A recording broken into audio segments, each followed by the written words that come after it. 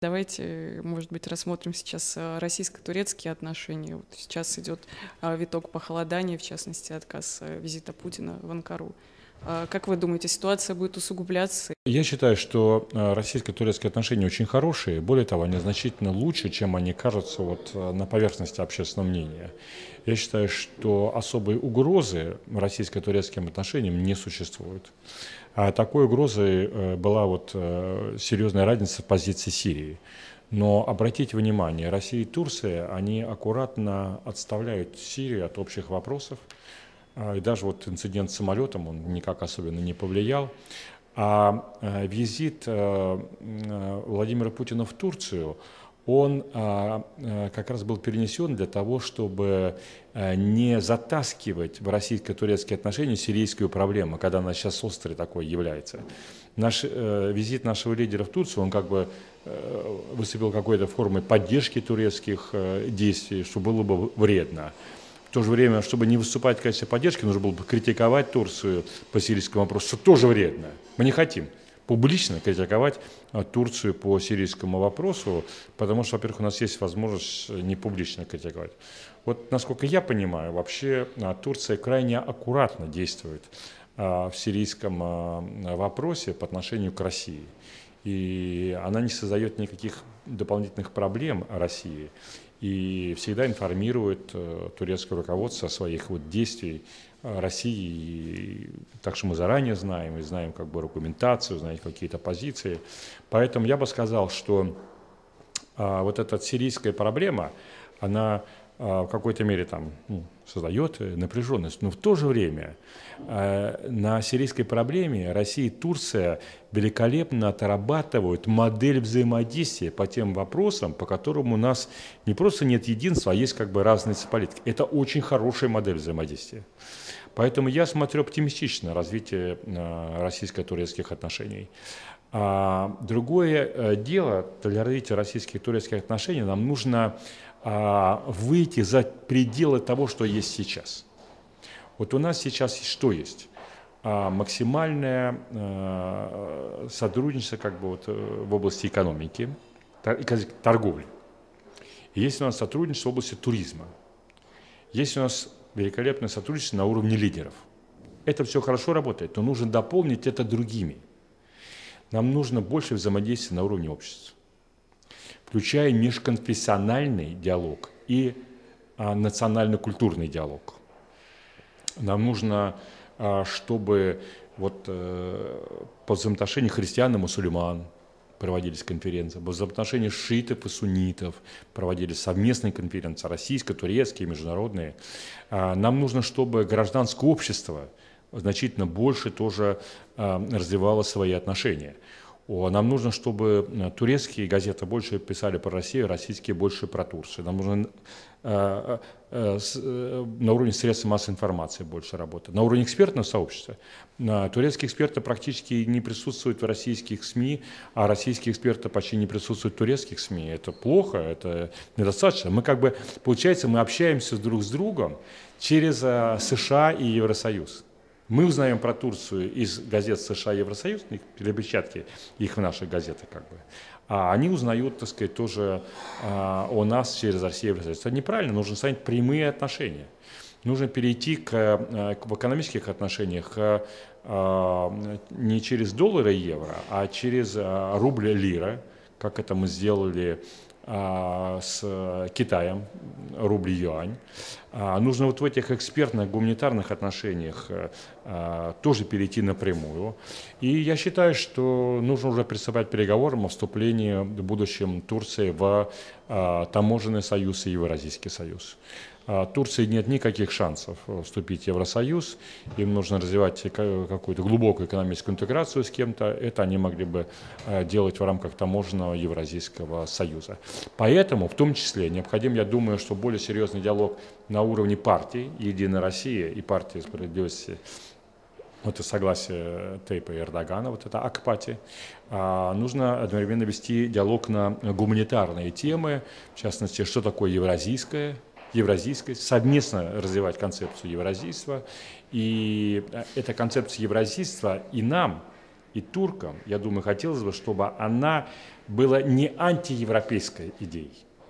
Мы хотели бы, чтобы евразийство это была как часть большой европейской идеи, как евразийская кооперация, как часть большой Европы. И мы должны концептуально это вместе развивать. И мы должны вместе развивать тоже важнейшую тему, очень острую и важную для нас, как соотносятся принципы светского государства и принципы присутствия религии в обществе.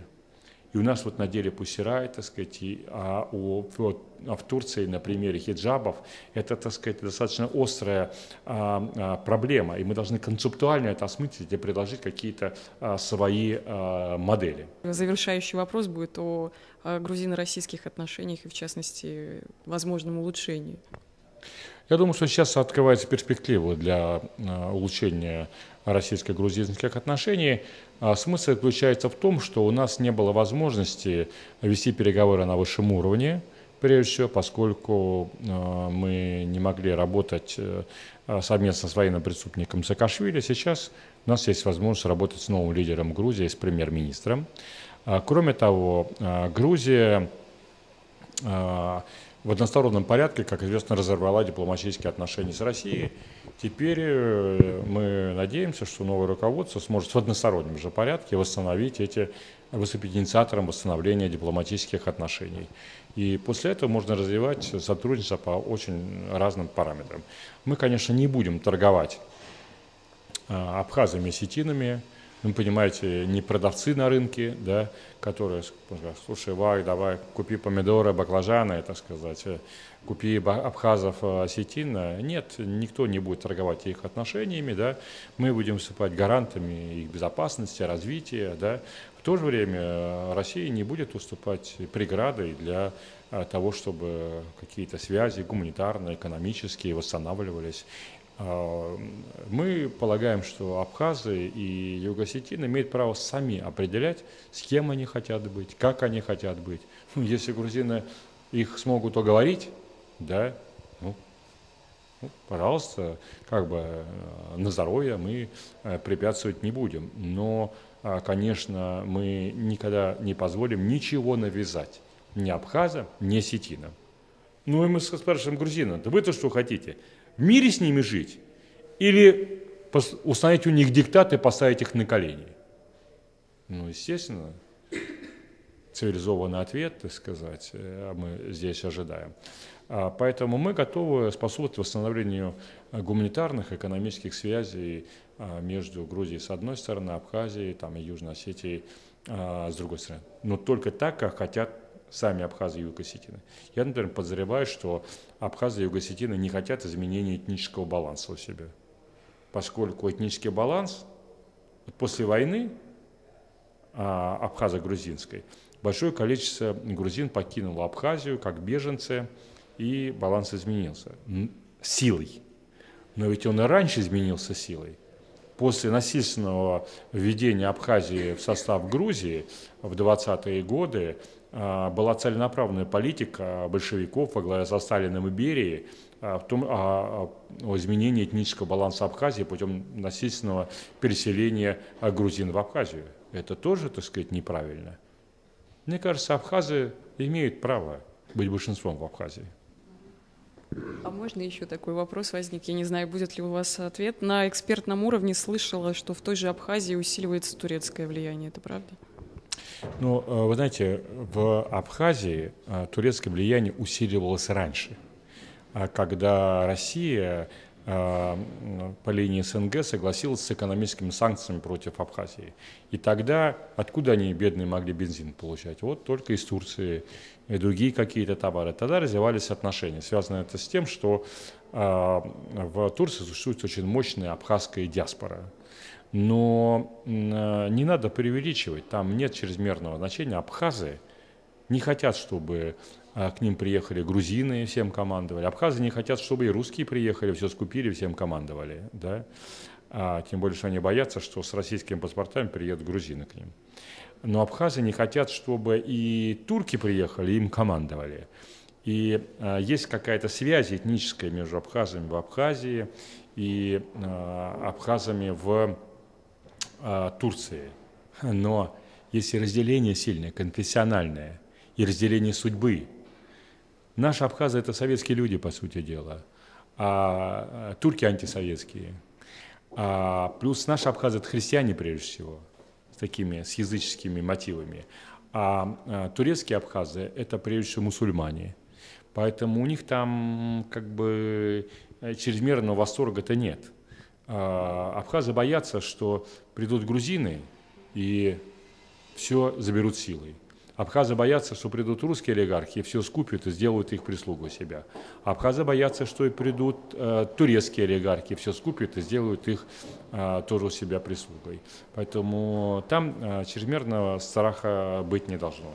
Тем более, что мы вполне взаимодействуем с Турцией в том, что касается взаимоотношений с Абхазией. Я думаю, что и дальше такое российско-турецкое взаимоотношение, как помочь Абхазии, будет развиваться. И Турция вполне признает Абхазию сферой влияния России. Тем более, что Турция же не готова дать гарантии безопасности Абхазии.